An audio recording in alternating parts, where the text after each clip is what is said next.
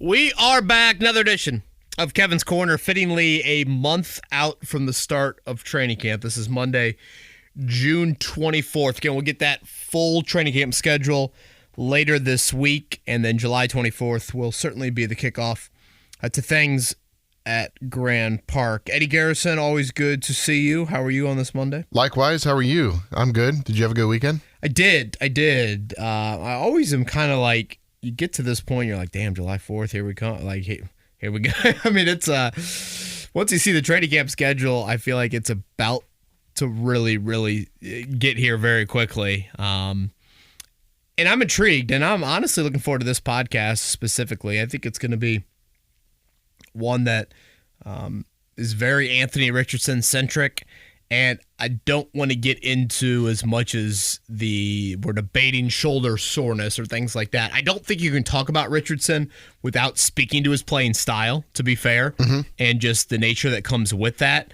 But at the same time, there's so much more to his game that I think we witnessed last season, albeit in a small sample size, that offers a chance for us to focus on him here. And, honestly, I kind of find it fitting. I emailed you last night like, hey, let's focus on Richardson tomorrow on the podcast. And I don't know if you saw this morning, but all of a sudden out of nowhere, you got Dan Orlovsky tweeting, under the radar player who could throw the whole league off if he takes the leap, Anthony Richardson. I feel like I've seen a lot of those in the last 2-3 weeks. And it's funny because Field Yates responded to that and goes, preach it, Dano. So he agrees. In the Field Yates world of it, and I've done, some of these random fantasy football centric podcasts here over the last couple of weeks. I mean, Eddie, Anthony Richardson's name is one of the first few picks in some of these fantasy leagues where you're talking quarterback. He is very high up there. So that is something that I feel like is really, really interesting to me, that has kind of stood out of, it's fantasy centric, and I get that. I understand how fantasy football works, but I also think Orlovsky's tweet comes more of just from the actual football nature to it, and I do think, he offers a super intriguing, curious, unknown, however you want to describe it. The word I've used quite often about the Colts and doing these different, radio interviews is I just think volatility might not be the right word, but that's kind of the word I've used, and just you just don't truly know with Richardson. And I think the sample size you saw offered a ton of intrigue. Then I'm also reminded how little he played and just how much he'd never experienced.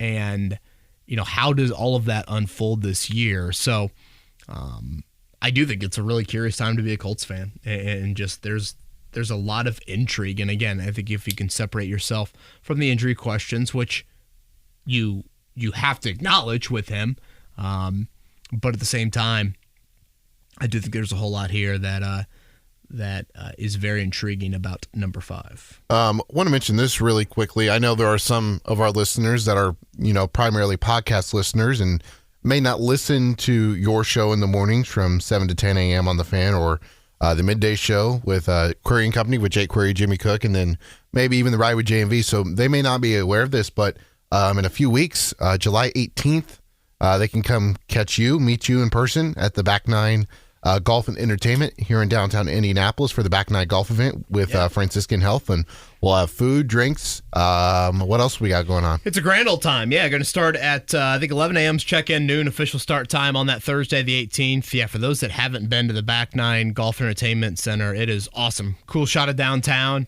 Really fun day. We did it last year. And I love just getting out and interacting with listeners and meeting people. And, when we have the morning show, we don't have a lot of remote shows. So it's always fun to kind of put faces to, names and people that have reached out, whether social media or email, or even some people that have, never met them prior. So, yes, really looking forward to that. Again, 3 weeks, I guess, at this point from Thursday. You can check out our website, as Eddie said, 1075thefan.com, our events tab there. We'll have a preview of that. So, and if you are listening/watching on YouTube, I'll put a link to the tickets in the description. There you go. I like that a lot. All right, let's get into it. We're going to start here, just the intrigue of Richardson. And When he was drafted, so much of it, I think, was rooted in this is a big play potential quarterback. And I kind of walk away from the 4 games last year, Eddie, and I'm like, man, the Colts were, I think it was 10th in explosive plays when he was at QB, yet I don't feel like we even felt the full effect of it. And by that I mean this. I don't think he uncorked it as much down the field as he can and will do. And then also, him and Jonathan Taylor played 2 snaps together. So the fact that you were still 10th in explosive plays when he was in the lineup, but you didn't have Taylor, I think offers just so much intrigue of the big play ability. When Gardner Minshew and Matt Ryan would start a drive, incompletion, I would sit there and think to myself, oh, the Colts need a punt on 3rd down. Whereas if Anthony Richardson starts a drive, incompletion, you still strike fear in the defense in your ability to create a big play. With him, you can't fully breathe if you're the defense until the play's over because he offers that dynamic, and his arm strength should offer an ability, again, to test teams much more across the field, and that's horizontally and vertically. So I think that stands out. I think back to the 4 games he played, and I get he was in and out of the lineup in a couple of those games. But you know what, Eddie? He was 2-2 as a starter.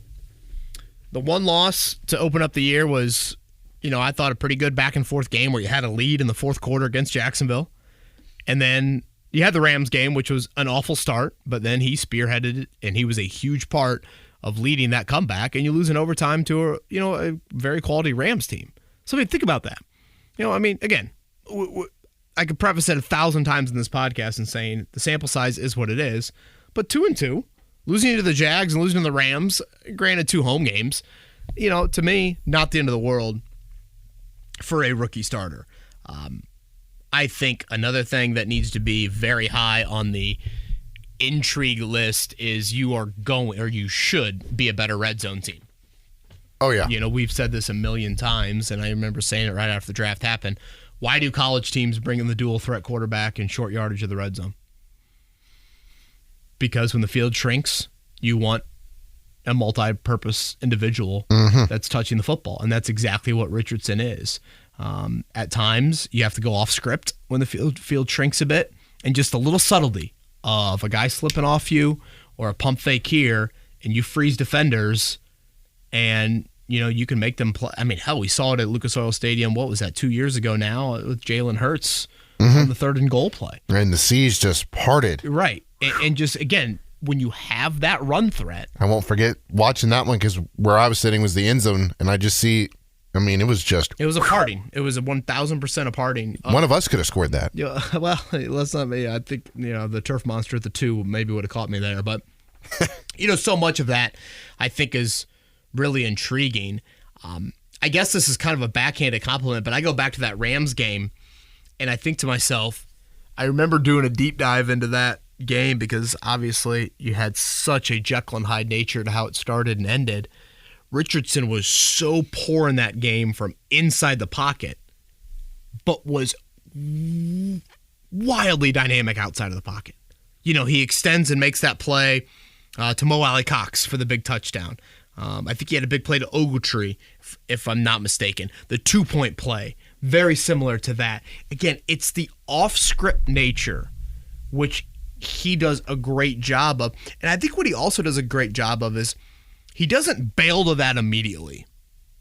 I think it'd be very easy for him as a quarterback, as it's fair to say when you compare him to the rest of the NFL, he's an inaccurate starting quarterback when you compare him to the other QBs in the league. I actually want to get into that because when you look at the overall percentage for him last season, it was 59.5, but a lot of that is skewed because of that Rams game. If you just remove that game out of his short season last year, he was 50 of 84 total. If you remove that one game, 39 of 59, so that completion percentage goes from 59% to 66%.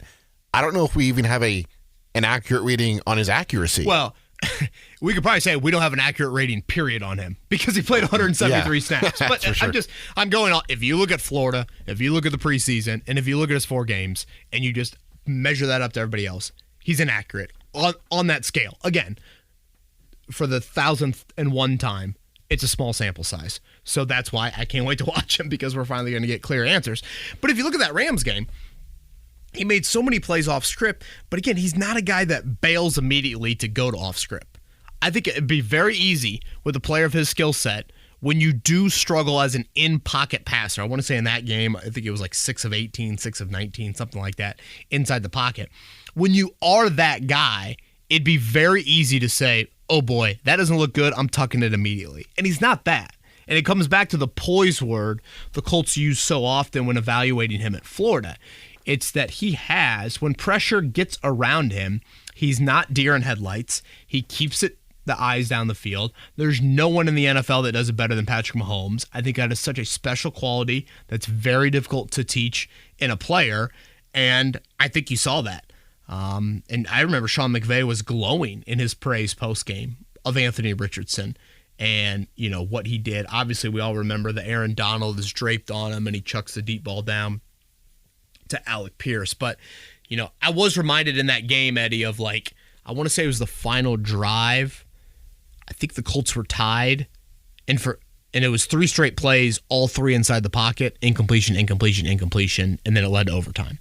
So again, these are just some areas where it's like, all right, is that an outlier? Is that something to watch? You know, obviously, we'll see how all that unfolds this season.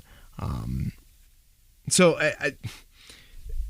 so much of the curiosity just comes from that ability to have a bit of a leg threat. And whether it's short yardage, whether it's the ability to create big plays, whether it's,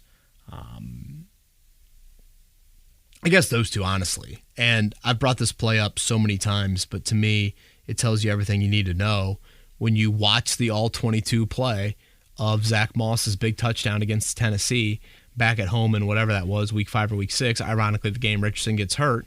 The amount of respect that Tennessee had for Anthony Richardson keeping it on that zone read was everything you needed to get Zach Moss to the second level. And Zach Moss, a guy no one is labeling as a home run hitter, gets to the second level and he's gone. Now picture Jonathan Taylor next to him.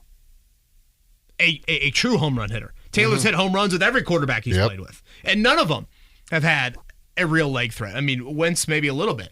But like no one has had what Richardson brings. So just that duo, just stop and pause. Richardson and Taylor in the backfield, striking fear in the defense. I'd argue it's been a long time since the Colts had a offensive duo that actually made defensive coordinators sweat. Passing or running, frankly. And to have that ability, and now, so okay, let's just play that out. Now teams load the box more. Now teams are saying, we're taking away that. That's their strength. We're taking that away. Okay, there's one-on-one on the outside for Pittman. There's one-on-one for A.D. Mitchell. There's one-on-ones for Alec Pierce. And now you've got a big-armed quarterback that if you're able to stick it in the belly of Jonathan Taylor, and boom, that safety takes 2 steps up, now you've got more of these opportunities down the field. And obviously you got to hit on them. But if there's one thing that Richardson does very well as a passer, and this dates back to Florida, he was a good deep ball thrower. That's all, you know, his inaccuracies are more in kind of the intermediate stuff. We played the clip earlier on one of the podcasts from Will Hewlett, his quarterback coach. Richardson mentioned specifically, I want to throw over the middle like Brock Purdy throws over the middle. You know, that accuracy when the numbers, you know, inside the numbers, and it's a little bit more crowded, you largely got to throw with anticipation more than velocity. And, you know, he had that play in the Rams game to Josh Downs, which I think is one of the more kind of iconic Richardson plays from last year. But again, as a deep ball, vertical, over-the-top guy, I've seen him practice. I don't think we really saw much of it in a game. If I'm not mistaken, I want to say Pierce dropped one in the preseason. If you go back, and I know we're really nitpicking with some of this stuff, but again, the sample size is so small. But like, I think it was a Bills game maybe. You know, that stuff should be there if you block it up and you are able to provide that. So I think just that ingredient, Richardson, the run threat, and the big arm. Because think about it, running quarterbacks at times, and maybe I'm stereotyping a little bit, but running quarterbacks typically are not great deep ball throwers. That's usually not like a combination of it. So the fact that that's his other weapon, I think adds to the nervous energy if you're a back-end defender thinking to yourself, boy, should I become an extra hat in the box, or should I think to myself, the moment I do that, we're putting, Johnny on an island over there, and if, Pierce or Mitchell or whoever beats him, now all of a sudden, a 12-yard run could become a 38-yard pass. The fact that the Colts were fifth last year and plays over 30 yards without Richardson for 80% of the season, 90%, Taylor obviously missing a chunk as well, is just huge. It's just absolutely huge on that end. So I think that's where so much of the intrigue centers around it. I do think he's a guy that's wired in a way that you want as much. The reps he missed was a huge deal. I don't want to lose sight of that. I was adamant about it this time last year. He needs all the reps he can get. I thought he should have, started from day one of training camp. Are you talking about like this season? No, well, so far, I guess. No. Are you talking about like I'm going the back to combination of last year today? Yes, just like all the reps he's missed in his career. I'm not even talking about, missing the final day of OTAs. All of that is such a kick in the you-know-what to his overall development, and it's just such a bummer. But mentally, I do think it adds drive. Not that he needs any. Right. He strikes me as a very individually driven human, but like that's got to be frustrating. You watch CJ Stroud, your guy, get those moments. You watch what CJ Stroud does in your own building, and get that moment. Like that's got to piss you off. So I do think that is important as well. So I think that covers probably the base of the intrigue around it. It's the explosive element. You never feel like you're out of it. And and the marriage between him and Shane Steichen. Sure. I mean, I'm glad you brought that up. And that's beyond making sense. I also think what's intriguing about Richardson is, I've made the baseball analogy with him quite often is like he hits the home runs. Eddie, I go back to last year, and again, he throws the pick to Tyson Campbell to end that Jacksonville game. Poor decision, et cetera, et cetera. I don't remember many risky plays from him as a runner or a thrower. I don't recall a ton of, again, his completion percentage was largely inaccurate. But for the most part, I didn't think he had a bunch of turnover-worthy plays. And oftentimes, when you talk about dudes that can create big plays, there's good and bad that comes with it. There's risk. And with him, again, for the most part, I thought his outs, if you want to go to the baseball analogy, his outs were ground balls to second, not striking out with the bases loaded. And that is a unique quality for a big play player. I mean, usually if you do provide the spark and the intrigue and the flair, you're going to have to live with some disaster. And I didn't get the sense he flirted with disaster quite often. And I mean, hell, maybe I should go back and watch those 173 snaps again. But I didn't get that feeling from him at all, really, last season. I think that was his only interception was the Campbell play. So, yes. And again, I mean, even as a run, this is probably where I would disagree with the Colts. And we can get into this some now. I just didn't think he was a reckless runner either. And the types of chances that he took or, any sort of thing. I mean, hell, I remember the first play of the Rams game, right? When he came back from the concussion, didn't he slide? Yes. On that first play. That probably told you everything that you needed to know. So anything else on that front, Eddie, when we just talk about overall positive curiosity, intrigue with number 5? When you're talking about him being a young player and an exciting player, it kind of reminds me of our favorite team, the Cincinnati Reds, with Ellie De La Cruz. Right. That dude is the most electrifying player on the field some days, and then there are other days where it's like, dude, come on, let's get it together. And there's going to be those types of games, drives, series with Anthony Richardson. It's just, minimizing those days. So it's like, all right, you've got all the tools, just now hone it in between the ears and play to the ability that you can. Yeah, and I would say a couple things. I do think the De La Cruz comp is really, really good. He can impact the game in multiple ways, and Ellie can do that, whether it's the arm, whether it's the speed. I mean, hell, he scored on, a pickoff move? Yep. the other day in Milwaukee. Certainly you have power there.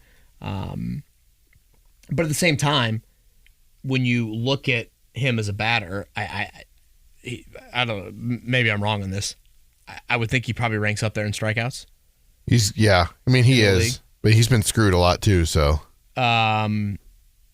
Yeah, geez, I'm pulling this up right now. Yeah, he leads Major League Baseball in strikeouts.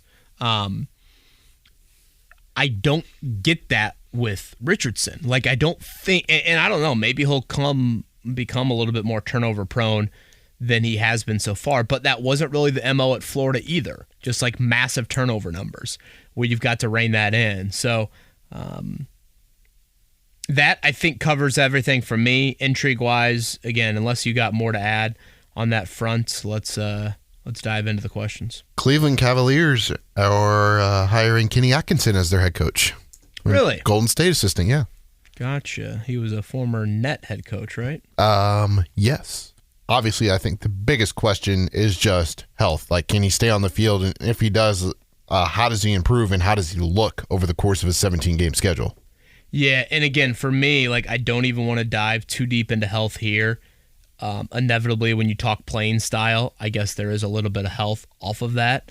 But I guess when I think about questions, let's start here. How long does the lack of experience, lack of reps, lack of situational football, how long does it take for that to subside? I mean, I said it to you when the season ended, Eddie. Jacob Martin, Colts player Jacob Martin, played more snaps than Anthony Richardson last season. I was like, who? You know? I mean, Jacob Martin, that's a guy that, bags your groceries at your local Kroger, Went to school with a kid named Jacob Martin. Look at that. Decatur Central Zone, Jacob Martin, not him. I remember I broke it down.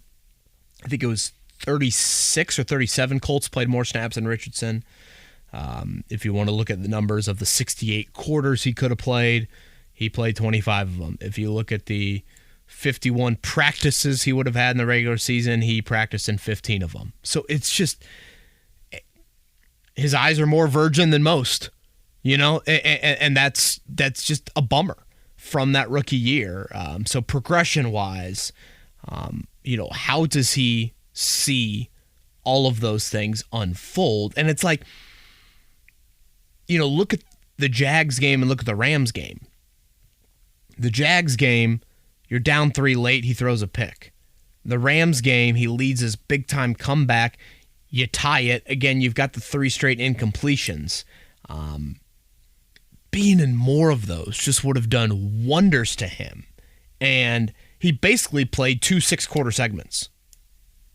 He played the first 6 quarters of the season for the most part, and then he was out that Baltimore game with a concussion that he suffered against Houston, and then he came back in the Rams and the Titans game. Barely played on the road. I don't even think he played a full half on the road. There was something that I remember Dane Brugler, draft analyst, used to describe C.J. Stroud of like Stroud has such great ball speed control, which I know is a really nerdy way to describe an NFL thrower. But like the touch in a game is so much different than touch even in a practice. And I bring up the ball speed control because that's something Will Hewlett, again, Richardson's quarterback coach, he discussed with us, last year about, it's not that he always is throwing at 99 miles per hour. It's just knowing when to throw certain pitches and making sure that you're hitting guys on the right side of their shoulder pad. So you hit them in stride and you allow them to make, some plays after the catch. So it's simply just answering more of the questions. You've thrown an interception. How do you respond? You're down 4 with the ball and there's 2:30 left. How do you respond? You're at your own 20 with 90 seconds to go in the first half. How do you respond? You're in a road hostile environment in Baltimore, the game that he missed early on in the year. How do you handle that? So those are the things that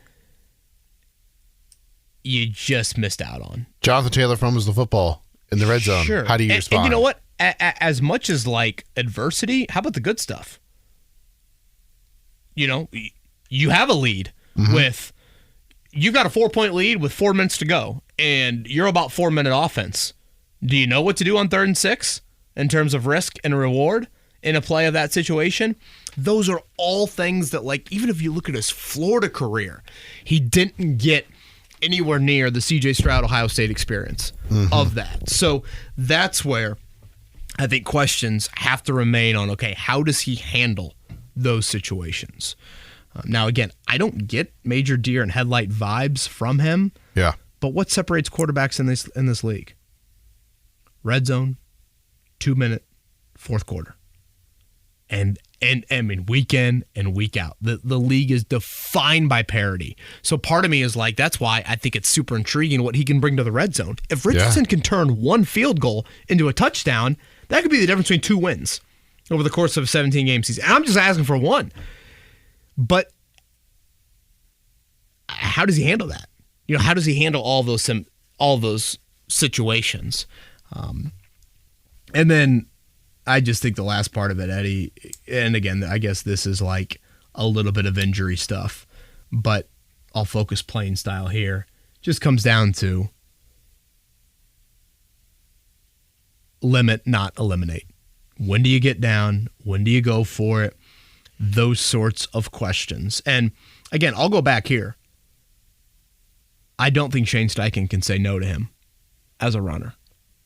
And I don't think Shane does not strike me as some dude that's very wired about, like, yeah, we need to protect Anthony. No. The Colts think it's on Anthony to protect himself. And that's where I would disagree with him. I think it's on you as a coaching staff to dial it back. And that's why I say limit, not eliminate. Because I don't think the player should have to be consciously out on the field thinking about that stuff. You just want the player to play. Yeah. But you can help out that player by calling plays that don't lead him into those situations. And again, this gets back to limit, not eliminate. Like, I've done the math thing before, and I'll do it again. All right, 17 games, Eddie, right? Yes, sir. Let's say you take out 4 of those design runs over 17 games. 17 times 4. Can you do it on your calculator? Yeah. 68. 68, okay? Let's say he gets hit on 50 of those. You know, 73.5% of the time. Yeah, maybe that's a high number. Maybe he should only get hit on half of them. You know, he can run out of bounds. He can whatever. He can slide. He can do other things. I mean, you imagine taking 50 hits off his body over 17 games? Because I go back to the plays. Think about the dudes that hit him and led to an injury. None of them safety. Like, do you remember who hit Andrew Luck that led to the shoulder? The first hit that led to what was a 3-year run of shoulder issues. Was it Von Miller? It was Jarrell Casey. I couldn't remember which game it was. Jarrell Casey weighed, I think it was a week after Von Miller. Jarrell Casey weighs north of 300 pounds. Uh-huh. Look at the 4 dudes that hit Richardson. A DB in Jacksonville, a DB in Houston. I think the other Jacksonville play was, I want to say, the linebacker who, Foye, what's his name? Or Aluakon? Yeah, they're a great linebacker. He weighs like 215 or something. And then Harold Landry, who was like a Richardson size. But it's not like he had Calais Campbell or DeForest Buckner or, the 320-pound defensive tackle laying on him. So that's where I kind of get at and think, again, what can you do as a staff to try and limit? I'm all about the numbers. Just lower the percentages a little bit because you need him to last 17 games. And I am such a bullish believer in this. Just because you're taking off a few runs a game, what I say, 4 a week? Yes. Just because I'm doing that does not mean for 1 second Eddie Garrison, as the defensive coordinator of the Houston Texans, can breathe, can rest easy. You know it's still there. You don't know when I'm going to dial it up.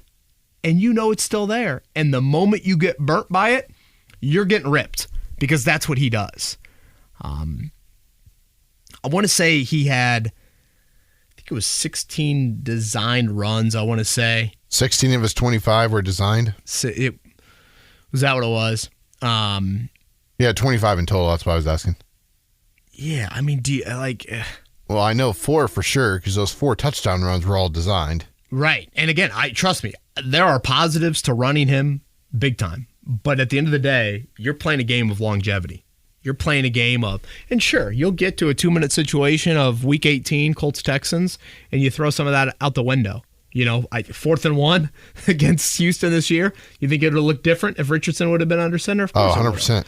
So there's a time and place, but I think the overall philosophy has got to be limit, not eliminate. Because I don't think he's Josh Allen with his decision making. I don't think he is a reckless runner. Is this a perfect solution? No, but I think it helps a little bit. I will say, when you look at the numbers in the 2 games that he did start and finish, Jacksonville and the Rams. Well, you can put an asterisk next to Jacksonville if you want. He banged up his knee, but he said he would have came back in if the game was close. 10 attempts in both of those games, so obviously he'd be on pace for 170. And inversely, I just wanted to go look at Jalen Hurts, for example, because very similar. Very similar. Yeah. He had 157 last year in a 17-game season. In 2022, he had 165, and then in 2021, he had 139. Obviously, 21 and 22, he played in 15 games, but that seems like the same, like the number or the ballpark thereof of where Steichen wants to put Richardson. Sure. And out of those 165, 140 carries, I don't remember Hurts taking a hit on maybe all but 20 of them. He's really good at avoiding tackles and just going down or getting out of bounds. You know Rick Venturi quite well, obviously color voice of the Colts. He describes when Lamar Jackson runs as an eel. I think it's such a great description because Lamar Jackson is not built like Anthony Richardson. He's not he's not built like Jalen Hurts. He's slender in frame when you talk about NFL quarterbacks, particularly that are runners. And sure, I think there are some of Tua's learning how to fall down. That there is some of that I get that, can the player try to incorporate that into their game a little bit? But I still think, sure, there's going to be naturally plays that come off script, and there's going to be naturally things that break down that all of a sudden a play that you thought was a pass turns into a run. But can you control any of the situation? I guess is the big question I'm asking. And I do think you can control some of it. It's not perfect, but you can control some of it. Because again, Eddie, none of those 4 plays he got hurt on last year were ejectable plays. Mm-mm. None of them were. And again, none of them were a 300-pounder. All outside the pocket. Yes, all of them outside of the pocket. So, 11 quarters he played, 4 injuries, 4 different body parts, all on design runs, all outside of the pocket. 3 of the 4 dudes weighed less than 220 pounds. This wasn't like a Halliburton situation where one injury leads to another. The hamstring leads to the back, something like that. It wasn't necessarily that. So how do you still make him dynamic, dual threat, striking fear to the defense? Why you draft him number 4 overall? Mm-hmm. How do you continue to play to that? But how do you try and create a better environment for him to survive? I'm not even talking about surviving 12 years. I'm talking about surviving 17 games. Okay? If that's the question, and you're going around the room and you're asking that, the phrase is branded to my head of limit, not eliminate. You can have whatever. Let's say you've got 10 design runs a game, 12 design runs a game, whatever the number was you just threw out at me. If you shrink that by 1 a quarter, you still strike the same amount of fear. You can make the argument they might be more fear of it, or, as crazy as it sounds, that might lull them to sleep. Yeah, that's about 8 a game, so 156 over the course of a 17-game season. If you haven't dialed it up in a few series, all of a sudden, boom, they're like... 136, not 156.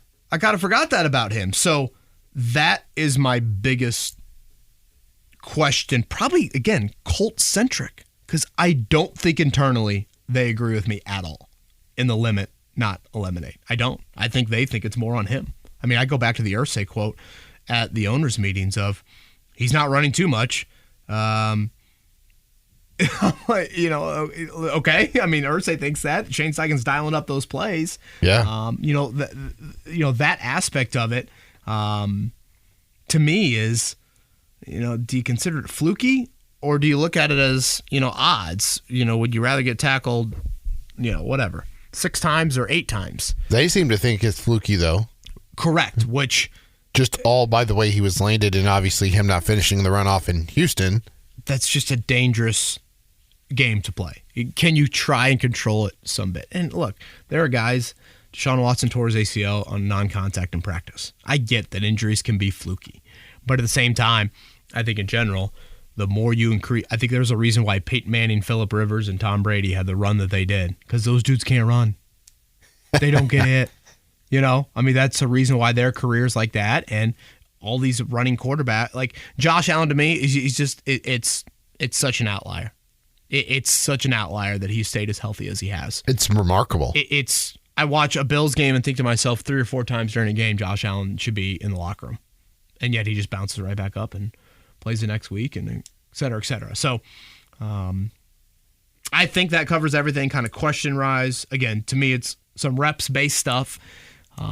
It's some limit, not eliminate. And just in general, like, you know, does he become a legit thrower? You know, I wrote something for our website, 1075thefan.com. You know, Chris Ballard mentioned that was a concern of his. You know, how good of a thrower could he be? And Ballard walked away from last season thinking, oh, wow, he can be that, okay? Mm-hmm. You know, what strides are there in that development of, I'm not asking him to be, I mean, you said 66% or whatever he was if you take out the Rams game. If he could just hover around 60 and make sure the outs are not strikeouts and they're ground balls to second, that to me is very, very real. And if he is that, then I think he could be something, you know, pretty darn special. But the beauty of it is hopefully we'll see it all unfold. And again, so much of it too is, I mentioned how you respond from adversity too, Eddie. How about how you respond from success? And Richardson has told this story before. You go back to his first game at Florida. Remember when he beat Utah in Gainesville? Yeah. Remember, I mean, that was the week 1 September, and, you know, all the hype around him. Started to get some Heisman watch exactly, stuff. You know, all that Heisman stuff. And Richardson admits this. That very next week they play Kentucky and Will Levis. And he is like freaking out. He knows all the hype's building. He knows the opposing quarterback's a guy that, you know, NFL people had talked about. Yeah. And he has arguably, I'd say, one of his worst games of his college career. Well, what's that? That's handling success. You know, that's not bouncing back from the, you mentioned earlier, you know, Taylor fumble or, you know, failure or. Yeah, failure, exactly. Sometimes it's easier to bounce back from the failure than it is to sustain the success. And, you know, that gets back to, you know, Brett Ledbetter, his mental coach and all of that. So, you know, that's just the unscripted nature of it all that separates the great ones from the good ones. So, hey, yeah, it covers everything for me, Richardson-wise, unless you got anything else. I don't have anything else. Would you like to get into Twitter questions? Let's do it. Only 3 to get to on today's pod, or 4 if I could count. Old Daner will start us out. What would you do with Mo Alley Cox?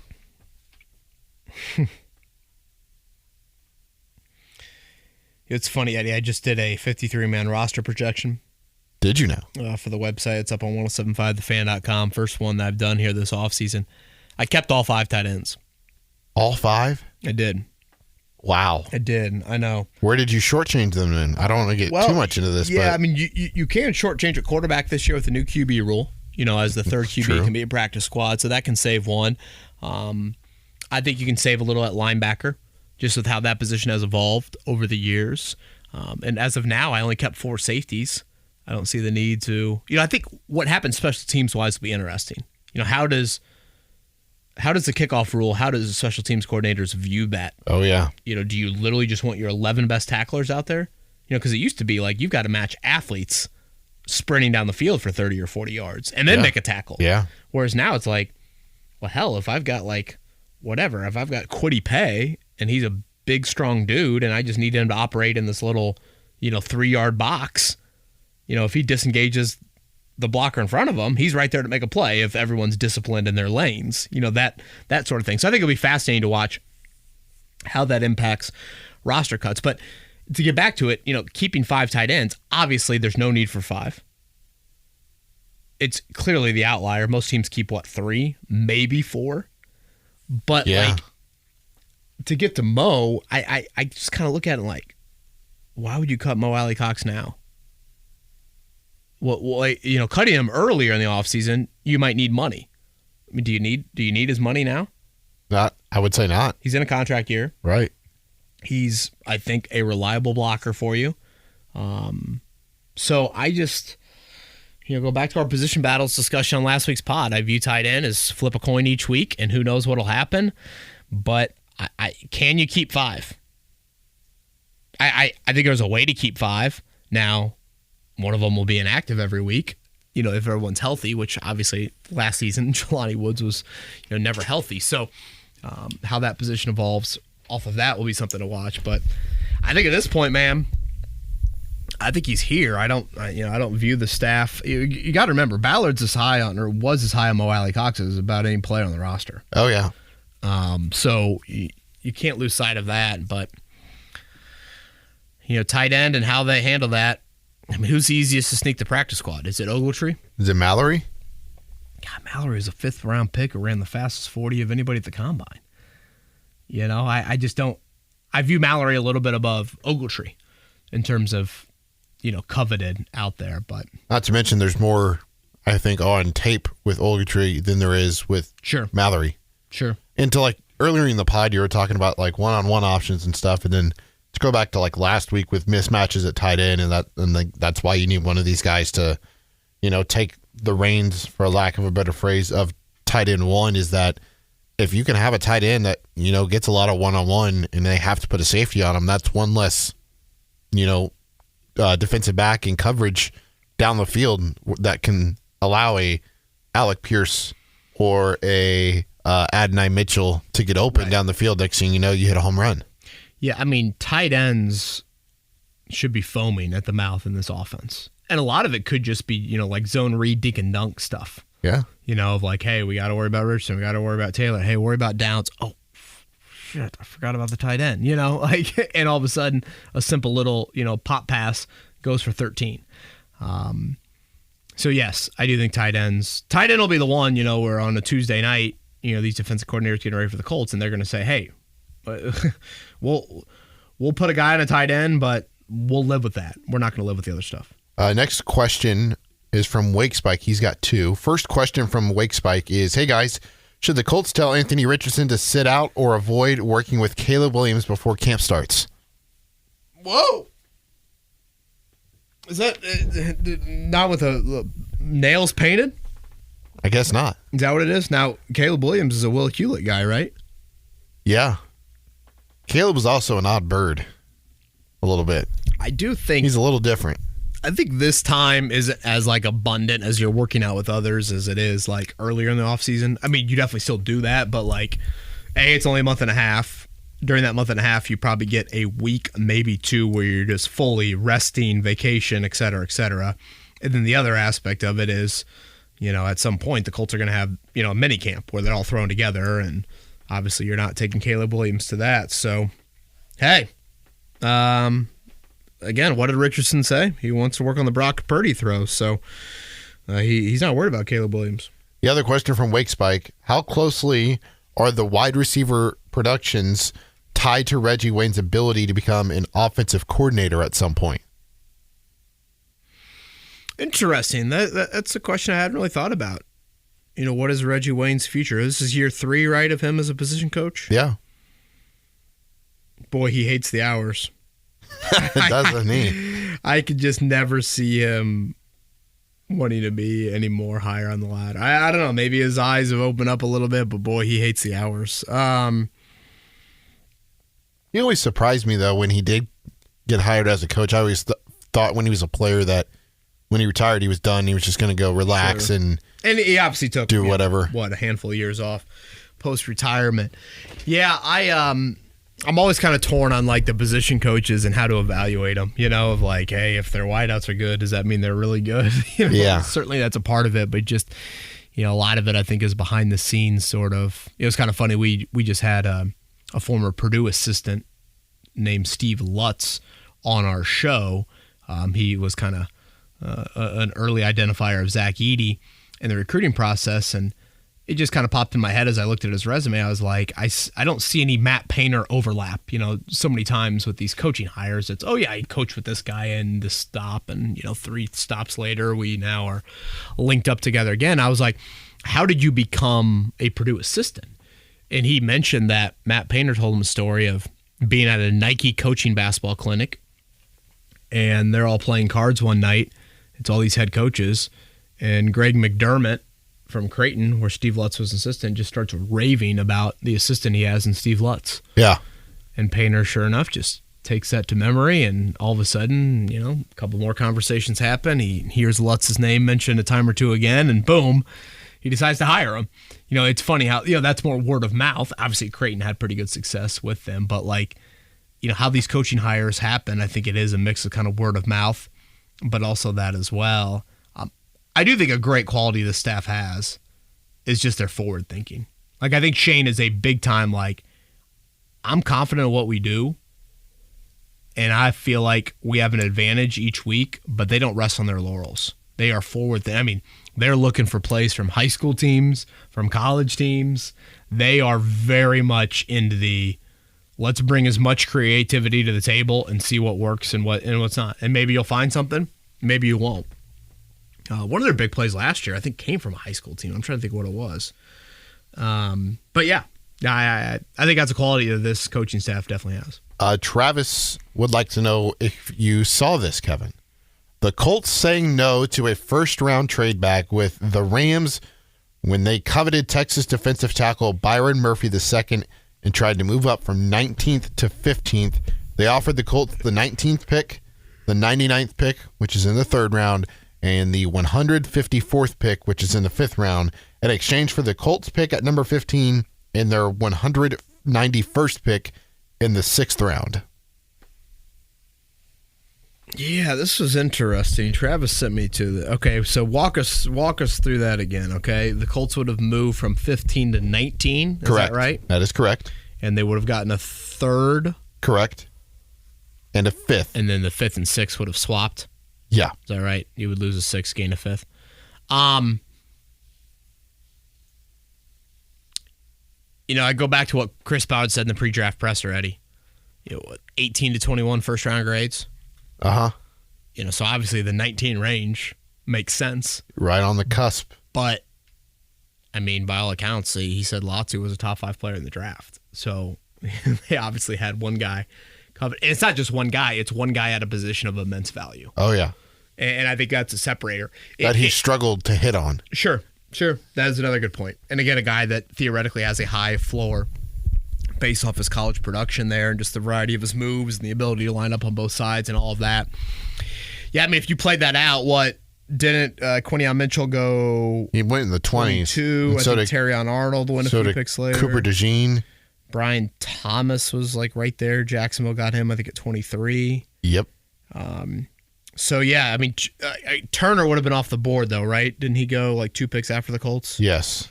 He went 16 maybe? 16 or 17. For some reason I thought it was 17. Minnesota. No, not Minnesota. I was thinking of Dallas Turner, not Byron Murphy. Yeah, Dallas Turner went 17, right? Yeah. Yeah.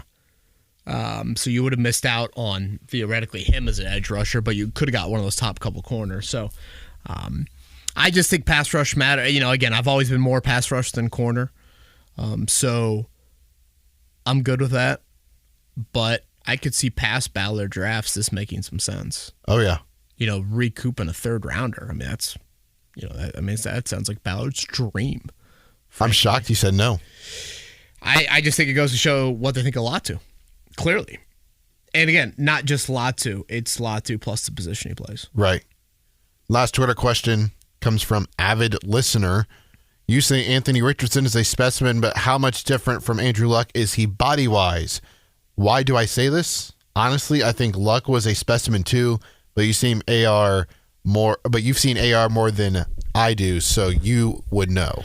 Yeah, I probably have mentioned Richardson as a specimen quite often. I think one of the reasons why I said that is the body is still ever growing. It's unbelievable. And I asked him this question last year at training camp. He said it to McAfee a few weeks ago. He's like, Yeah, I'm gaining weight. I'm not trying to, but I am.